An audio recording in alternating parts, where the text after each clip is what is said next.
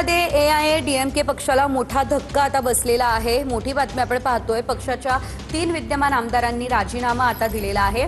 आमदार के मरागथम, आमदार सत्यभामा आणि आमदार जयकुमार यांनी आमदारकीचा राजीनामा दिलेला आहे। या राजीनाम्यानंतर तीनही आमदारांनी TVK पक्षाचे सरचिटणीस असलेले आधव अर्जुन यांची भेट घेतलेली आहे आणि अधिकृतपणे प्रवेशही या पक्षामध्ये केलेला आहे।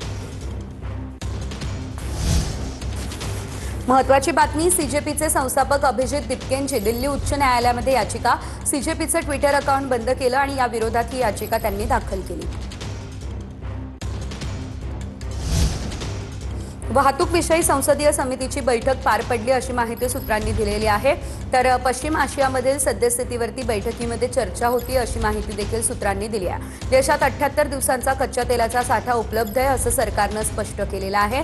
विद्यमान मार्गांच्या व्यतिरिक्त तेल खरेदी वाहतुकीसाठी पर्यायी मार्गांची व्यवस्था करण्यात आलेली आहे। पंपावर इंधनसाठा पुरेशा प्रमाणात उपलब्ध आहे अशी देखील माहिती दिली जाते।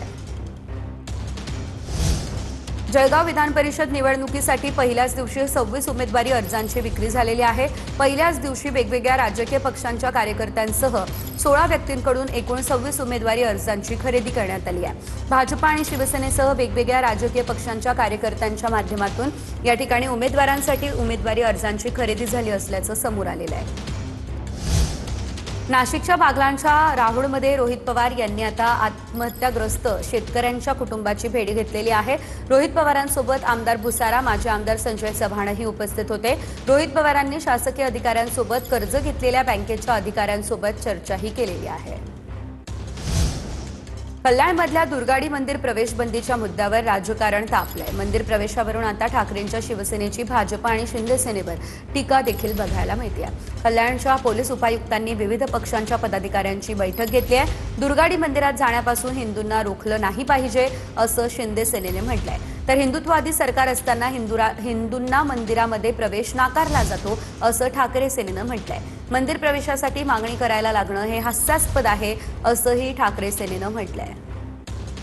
अनेक वर्षापासून आमचं हेच म्हणणं आहे की जे दुर्गाडी किल्ला जो आहे त्याच्यावर जे दुर्गा देवीचं मंदिर आहे त्या मंदिरामध्ये कुठल्याही हिंदू बांधवाला जाण्यासाठी रोखणं नाही पाहिजे, ही आमची भूमिका आहे। आम्ही कुठल्याही धर्माच्या विरोधात नाही। ज्यांनी त्यांनी आपल्या धर्माचं पालन हे त्यांनी त्याच्या मंदिरात करावं।